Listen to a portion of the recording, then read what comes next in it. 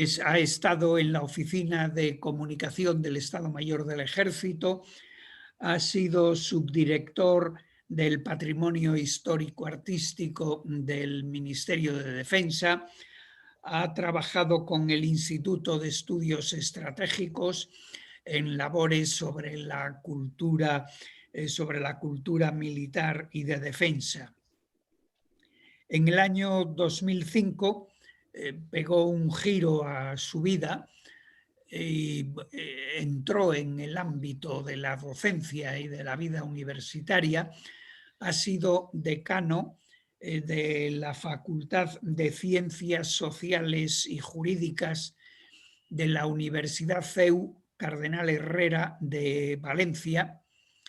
Luego ha sido subdirector general de Relaciones Institucionales de la Fundación Universitaria San Pablo CEU.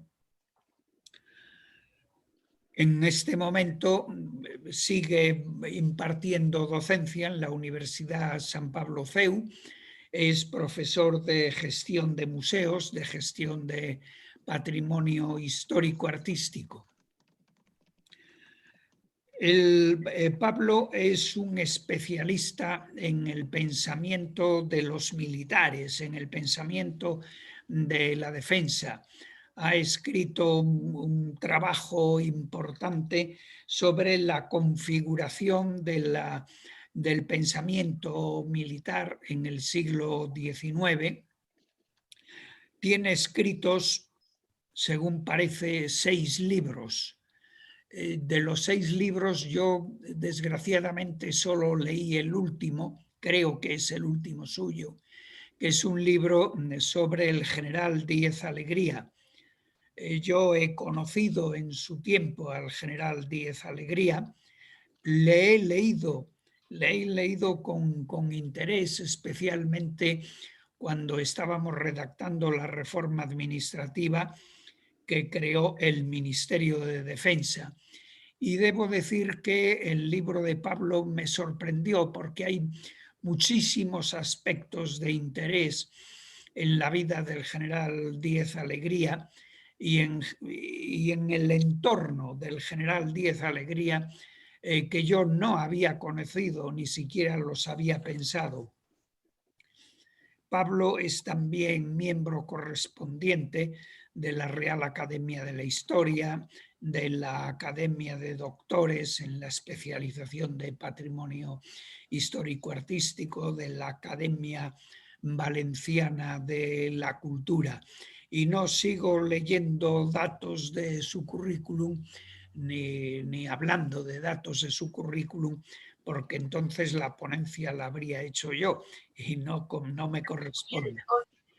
De tal manera que yo le voy a pasar la palabra a nuestro ponente dándole las gracias porque haya aceptado asumir esta ponencia y precisamente como hoy el ponente es Pablo, entonces la palabra para las personas, para los compañeros que queráis o debáis intervenir para exponer vuestros puntos de vista o hacer preguntas al ponente, la palabra os la dará María Jesús Lago, a la que siempre tenemos que agradecerle que nos acompañe y que nos pilote en estos asuntos de la informática.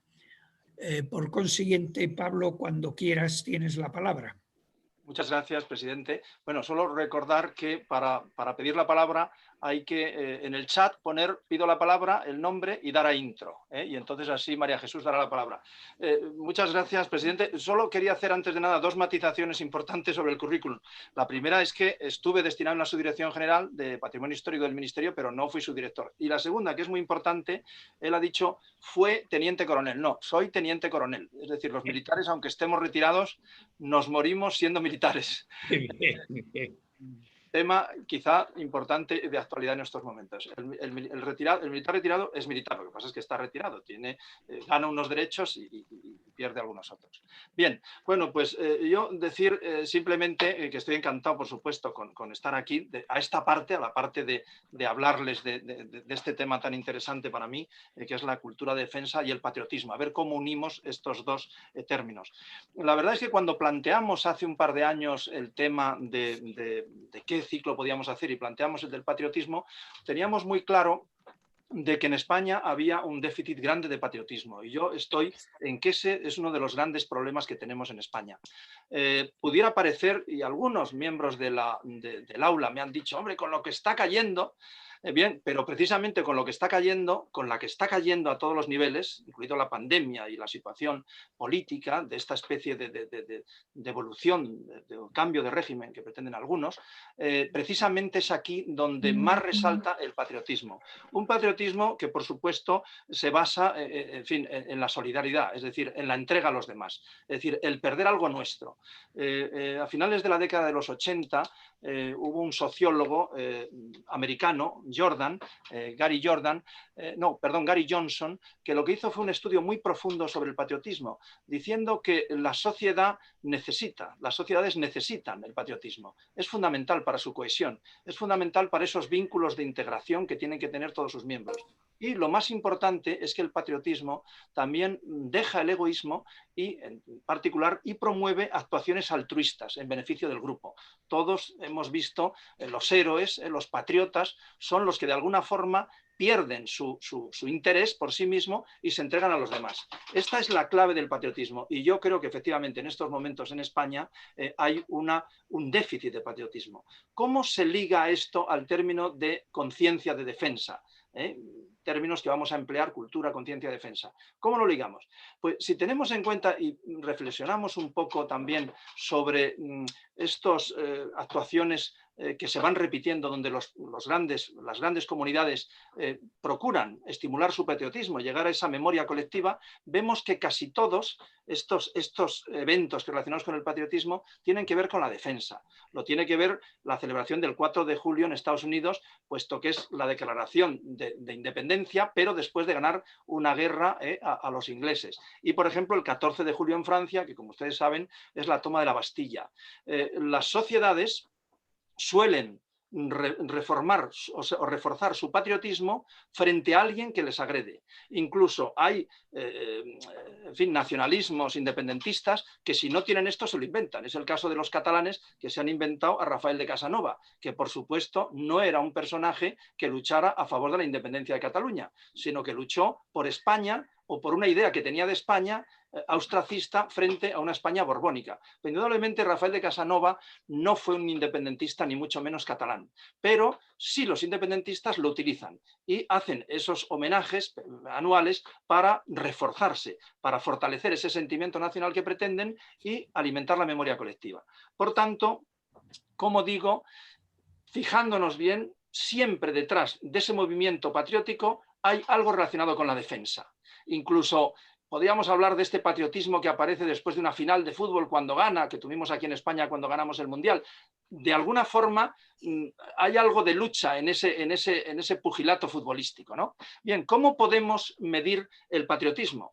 Pues me van a permitir, voy a compartir pantalla y vamos a poner unas diapositivas, unas transparencias y para verlo bien, ¿no? Perdón.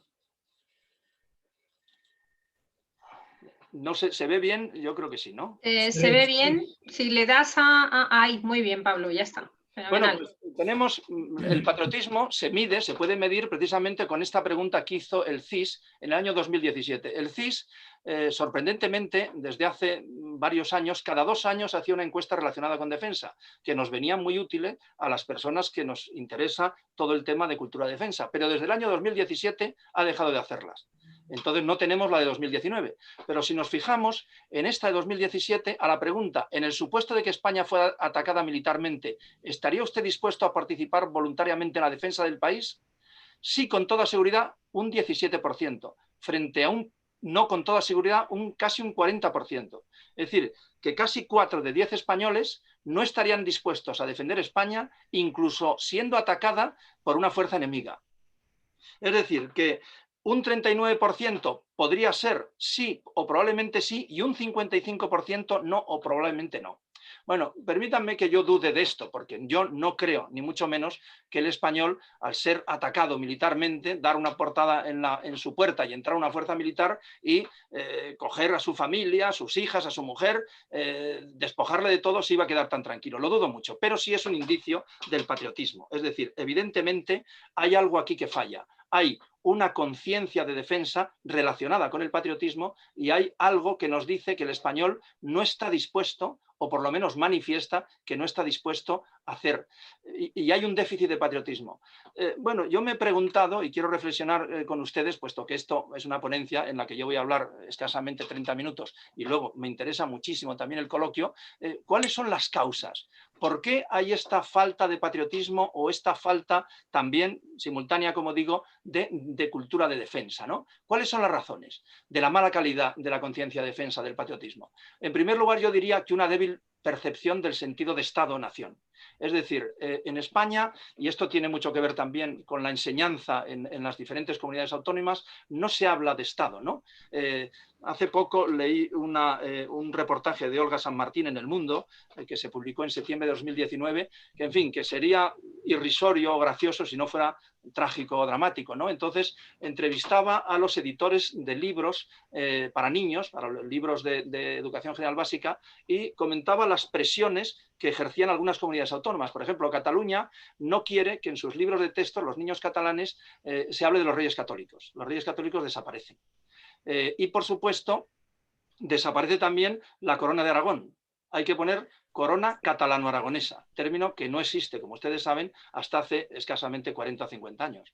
No se queda ahí la cosa. Por ejemplo, por poneros otro ejemplo, como ustedes saben, había una frase en estos libros que decía que las grandes civilizaciones solían surgir a los lados de los ríos, pero como en Canarias no hay ríos, decidieron no poner esa frase. De manera que los niños no estudian en Canarias eso simplemente porque no hay ríos en Canarias. En fin, estas son cosas que hacen que haya esa débil percepción. Y una cosa que hay que tener muy en cuenta es que lo que no se conoce, lo que no se conoce bien, no se defiende. Entonces, esta es una de las claves, débil percepción. Yo también creo que otra de ellas es una memoria colectiva muy condicionada por las guerras civiles. En España, como ustedes saben, todo el siglo XIX fue cargado de guerras civiles y esto ha provocado probablemente, en fin, un rehúse hacia el tema de la guerra, hacia el tema de la defensa, y no ha habido un patriotismo, porque el patriota se nace precisamente cuando hay una invasión extranjera. Esto lo vimos en 1808 y ha habido rebrotes. Por ejemplo, en 1908 hubo un revival, que es cuando se hacen todos los grandes monumentos, ¿no? Esto es absolutamente fundamental, ¿no? Es decir, el patriotismo se basa fundamentalmente en esto, en la defensa. España no ha sido invadida por otro país desde 1808 y, lógicamente, ahí sí que había y se creó un patriotismo muy importante, y ya digo, ha habido, por ejemplo, los monumentos que hay en Segovia, enfrente del Alcázar, ese monumento tan impresionante a los héroes del 2 de mayo, o al que hay enfrente de los Carmelitas, o al de la Plaza de Lealtad de Madrid, todos están hechos en el centenario, con la intención de reavivar de alguna forma ese espíritu patriótico. Espíritu patriótico que lo tenemos hasta ahora y lo hemos visto hace poco. Esta mañana hablaba yo con Ricardo Larrainza y hablábamos de su magnífico discurso cuando le concedieron la Cruz de San Raimundo de Peñafort, y él hablaba de ese patriotismo que hubo en la transición, definido muy bien, y aquí tenemos también, en fin, a ilustres personas responsables de aquel proceso de transición, y bueno, y todos sabemos ese patriotismo que hubo en ambos, en todo el arco parlamentario. De manera que el patriotismo no solamente es ese, pero sí de alguna forma se fuerza en esto. En tercer lugar, falta de percepción de amenaza exterior. El español no es consciente de las amenazas. Si nos fijamos en este mapa, España ha pasado de los años de la Guerra Fría, que estaba en retaguardia, puesto que era la Unión Soviética, la extinta Unión Soviética, lo que amenazaba a Europa, ha pasado a estar en vanguardia del problema, que es el Estado Islámico, el ISIS. Y, por supuesto, Al-Ándalus es una de las reivindicaciones, porque tengan en cuenta que el fenómeno de la Reconquista y no quiero meterme mucho en temas históricos, pero sí recalcar esto porque lo han hecho grandes especialistas como Stanley Payne, es algo único en el mundo. Es decir, España es el único país que, invadido por los árabes, tarda 8 siglos, pero termina reconquistando el territorio. Y además unidos por la fe cristiana, independientemente de los problemas teológicos entre Elipando, obispo de Toledo, con los obispos del norte, Beato, etc. Independiente de esos problemas teológicos, lo que unió e hizo algo absolutamente increíble que no ha hecho ningún país del mundo es sacudirse el yugo extranjero, tardando incluso 8 siglos. Y esto es algo, en fin, que muchas personas dicen que por qué, en fin, no se explota más o no es algo que cohesione. Pero indudablemente España tiene un problema clarísimo, clarísimo, y hay una falta de percepción. Probablemente el español crea que con la política de alianzas es suficiente. Yo tengo mis dudas sobre eso. El cuarto aspecto que yo creo que es importante es la creencia que la defensa es cosa de las Fuerzas Armadas, ¿no? Las Fuerzas Armadas, antes ha dicho el presidente, cuando estuve en la Oficina de Relaciones Públicas del Estado Mayor, en el año 88, fue una época muy dura, 87, perdón, en el 88 me fui, 82, 83, fue justamente cuando coincidió con el juicio del 23 de febrero, el ejército sufrió muchísimo y ahora, afortunadamente, gracias a Dios, es una de las instituciones más valoradas. Probablemente más valoradas por las misiones de paz. Ahí tenemos un soldado, no solamente la UME participó en la operación Balmis con motivo de la pandemia, sino, por supuesto, otras fuerzas militares, incluida la Legión, ¿no? Entonces, bueno, pues se practicaron unas 20.000 acciones, de los cuales el 60% fueron desinfecciones en residencias de ancianos. Hubo 882 militares contagiados y 7 muertos, nada menos. ¿Qué es lo que pasa? Yo creo que con estas acciones de misiones de paz en el extranjero, de apagar incendios y de hacer este tipo de acciones que son muy buenas y muy importantes, quizá la sociedad ha tomado conciencia de que esa es la misión de las Fuerzas Armadas y no la realidad. La realidad es que la auténtica misión de las Fuerzas Armadas es la defensa de España. Esa es la clave. Y como consecuencia de su excelente preparación, porque en estos momentos tenemos uno de los ejércitos en la historia de España mejor preparados, no diré mejor dotados, pero sí mejor preparados, eso es lo que yo creo que no se transmite suficientemente bien. Como consecuencia de su preparación para la defensa, el ejército, las Fuerzas Armadas, son capaces de hacer estas misiones de paz. Y la defensa es algo de todos, no es una sola consecuencia o es algo atribuido exclusivamente a los militares, como yo creo que se cree. Bien, podríamos pensar qué pasa en otros países del mundo, ¿no? No sé si lo ven bien, esta es una encuesta, esta sí, del año 2019, que hizo Gallup en todo el mundo. Aquí vemos Europa y la pregunta era ¿qué ciudadanos están más dispuestos a ir a la guerra por su país? España ha subido un poquito, del 19 al 21%, todavía queda lejos de, por ejemplo, Rusia con el 59%, aquí tienen Suez 55%, Polonia 47%, Italia el 20% y Alemania el 18%, estamos por encima de Alemania y de Italia. Probablemente esto se debe a los abusos que sobre el nacionalismo hizo el nazismo y sobre todo las terribles consecuencias de la guerra. Por tanto, son menos belicistas. Esto le pasa a Japón. Si comparamos aquí en Japón, en este otro, aquí vemos a España, que estamos a la mitad del furgón de cola más o menos. Japón es el último país dispuesto a ir a la guerra por su país. Japón ha pasado de ser una sociedad muy belicista, como lo fue como saben, en todo el siglo XIX y primera mitad del XX, a ser una sociedad absolutamente pacifista. Los grandes museos de la paz están precisamente en Japón. Bien, en la encuesta esta que les digo que hizo el instituto en fin, que hay en España dedicado a esto, ahora mismo el de Tezanos, el CIS, había una pregunta interesante. Preguntaban a los españoles ¿por qué país se siente más amenazado? ¿Cuál es el país que a usted le parece que de alguna forma puede tener problemas con España? Bueno, el primer país que salió fue Marruecos. Y fíjense dónde está aquí Marruecos. El primero, es decir, el 94% de la población de los ciudadanos de Marruecos están dispuestos a ir a la guerra por su país. Si miramos a otros países de la Unión Europea, destaca Finlandia con el 74%, que la encuesta Gallup les voy a decir por qué lo achaca. Después tenemos a Suiza, tenemos a Grecia, que también está con un 54%, tenemos a Dinamarca con un 37% y tenemos también a Francia con un 29%. Bien, en estos países, menos en Francia, es decir, Finlandia, Suecia, Grecia y Dinamarca, hay servicio militar obligatorio. Entonces, los inspectores, los técnicos de Gallup lo achacan, sobre todo el de Finlandia, precisamente no como se podría pensar que también al estar tan cerca de Rusia, sino sobre todo a el servicio militar. Es decir, el servicio militar aquí actúa de alguna forma como cohesionando al grupo y como aumentando el patriotismo. Por tanto, los países que tienen servicio militar, al menos en Europa, vemos que están más adelantados que España. La única excepción es Austria, que tiene el 50% y está igual que España. Pero los demás, como vemos, bien, Francia se dio cuenta de este tema porque cuando en el año 97 dejó el servicio militar obligatorio. Y entonces, al darse cuenta de esto, Francia es un país, como saben, muy preocupados también por el patriotismo. Lo que hizo fue un modelo, que es este que les pongo aquí, que se llama el itinerario de ciudadanía. Este itinerario de ciudadanía consta de 3 etapas. Claro, la clave la ven los franceses en la formación de los niños, que es donde yo creo que hay que actuar. Es decir, lo que tenemos que hacer y lo que se hace en estos casos es actuar cuando los niños son jóvenes y son capaces de asimilar absolutamente estos conceptos patrióticos para que lo desarrollen durante toda su vida. Muy bien, pues en Francia hay 3 etapas, una hasta los 15 años, que es los profesores dan en una asignatura que se llama Educación Cívica, lo que dan es unos conocimientos sobre defensa y los niños tienen que hacer un trabajo sobre defensa. Después, la segunda etapa, a los 16 años, se tienen que alistar en los ayuntamientos. Pero este alistamiento ellos saben que es para la defensa. Ellos saben que toda esa lista va de nombres de los alumnos, va al Ministerio de Defensa y ahí están alistados por si se necesitan.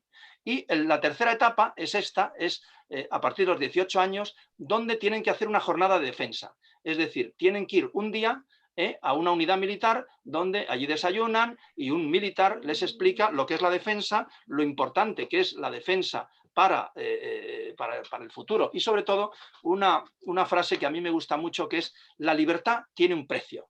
Es decir, los jóvenes franceses aprenden aquí a que su libertad tiene el precio de tener que entregarse algo a la sociedad mediante estos pequeños cursos que dan.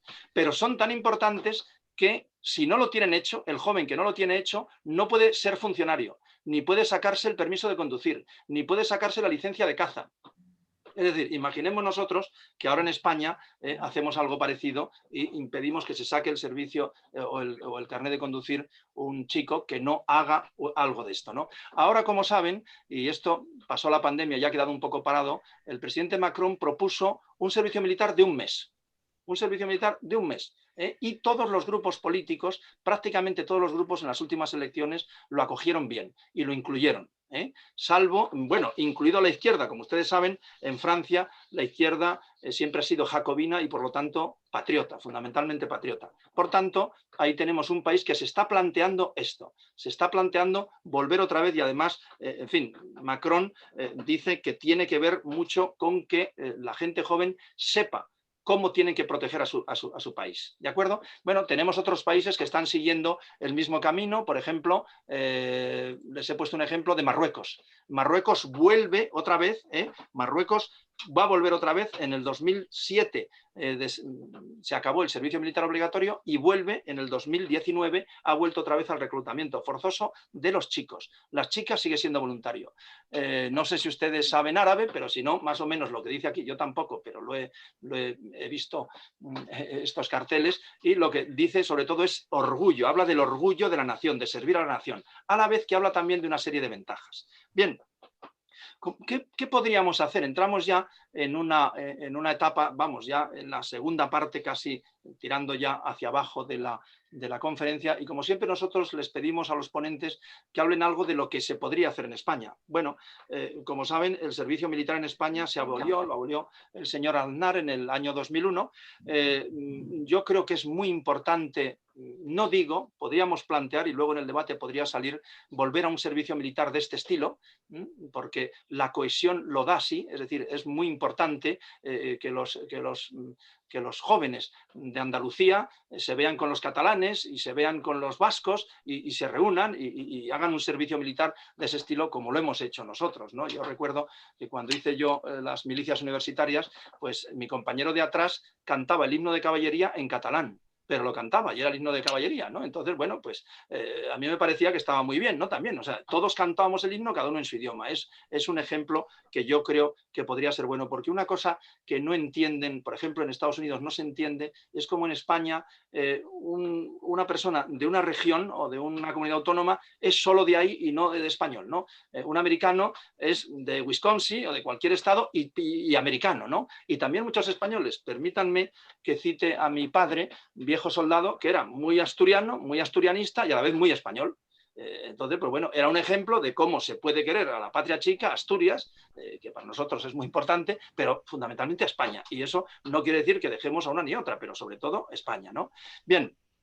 En España se intentó hacer algo de cultura de defensa en la asignatura Educación para la Ciudadanía y los Derechos Humanos, que estuvo vigente en el gobierno de Rodríguez Zapatero, como ustedes saben, en el 2006, del 2006 hasta el 2016. El gobierno de Rajoy introdujo algunas modificaciones, por ejemplo, quitó la única alusión que había a las Fuerzas Armadas y había una serie de textos bastante complejos, incluso algunos que daban terror. Por ejemplo, les he puesto aquí uno, en uno de los manuales de educación para la ciudadanía, decía: el uso de las armas, sean las que sean y en cualquier circunstancia, siempre supone un atentado contra la paz.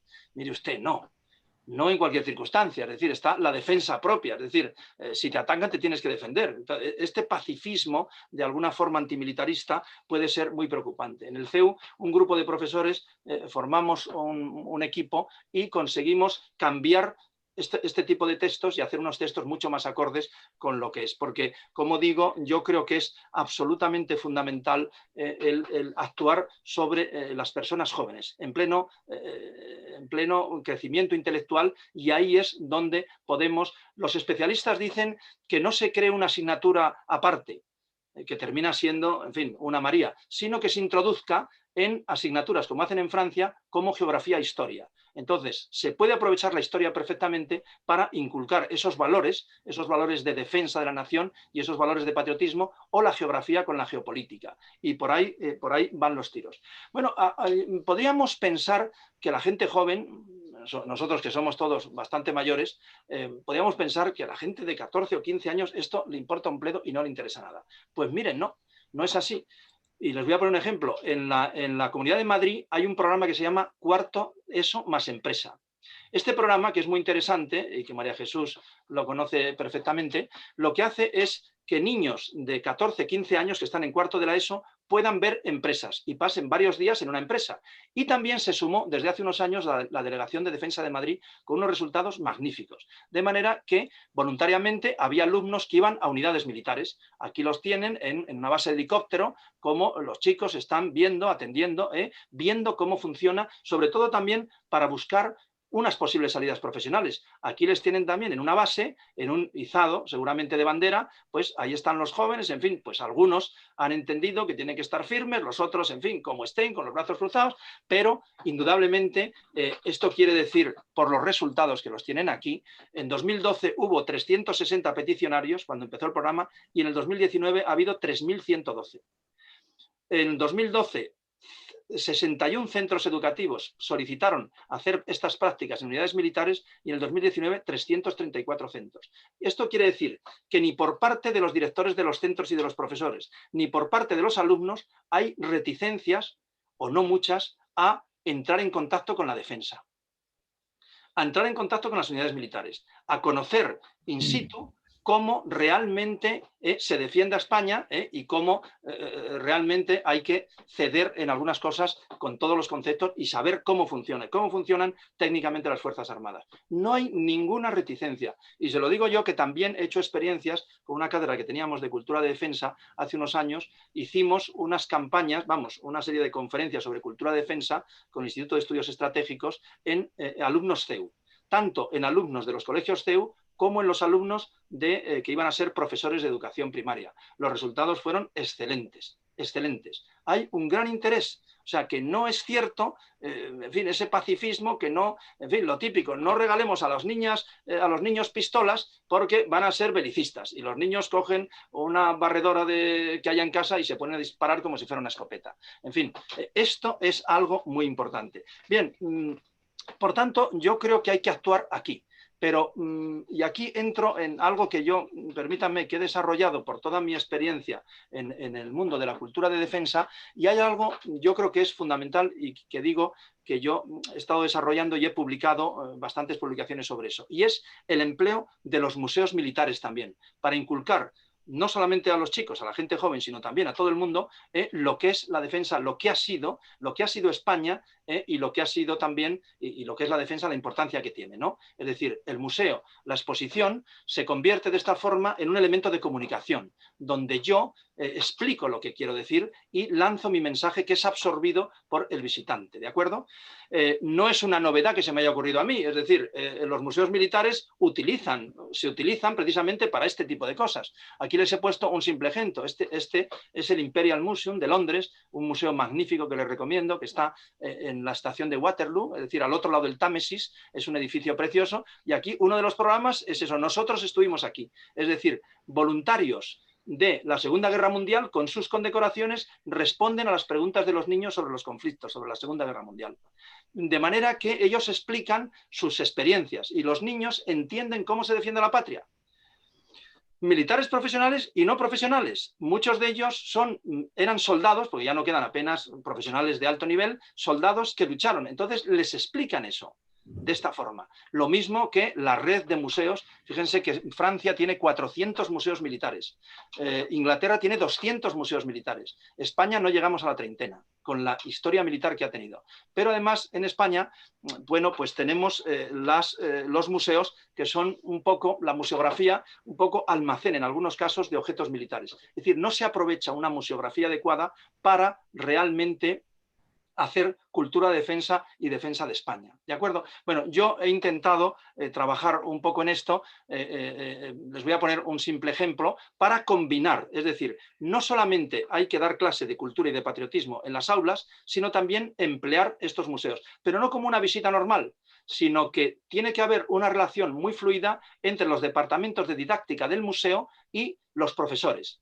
Por ejemplo, esto es algo que lo pueden ver en la página web del Instituto de Estudios Estratégicos, el Museo Histórico Militar, la colaboración aula-museo en la conciencia de seguridad y defensa. Bueno, pues yo lo que hice fue coger el Museo de Sevilla, que hay unas piezas del general Castaños, un museo magnífico, y hacer, pues eso, trabajar con los alumnos, y es un proyecto que se puede desarrollar cualquier profesor de Sevilla o de cualquier parte, puede estudiar la Guerra de Independencia y el general Castaños en el Museo de Sevilla, con una serie de acciones antes de ir al centro, es decir, antes de ir al museo, el profesor trabaja con los alumnos estudiando la historia de la Guerra de Independencia, del general Castaños, ya yendo al museo en una segunda fase, donde van a localizar el busto del general Castaños fundido en Trubia, que es una maravilla, y algunos objetos personales de Castaños, como el bastón y un sable, un bastón de mando, y luego, posteriormente a la visita, después de localizar algunas piezas, en el aula se vuelve a trabajar con eso. ¿Qué objetivos pretendemos? Pues esto, los objetivos de cultura de defensa. Mostrar que un ejército bien dotado en medios y hombres fue capaz de derrotar a Napoleón, el amo de Europa en aquel momento. Es decir, este ejército bien dotado por la Junta de Defensa en Sevilla y bien tratado y bien respetado y bien dotado de medios fue capaz de derrotar a Napoleón, que tuvo que venir a España preocupado cuando creía que esto iba a ser un paseo militar. Por supuesto, la defensa no es algo exclusivo de las Fuerzas Armadas, es otra consecuencia. Y luego, ante una invasión del territorio, se hace imprescindible la legítima defensa organizada militarmente. Es decir, estos son los objetivos que después de este pase por las aulas podemos obtener.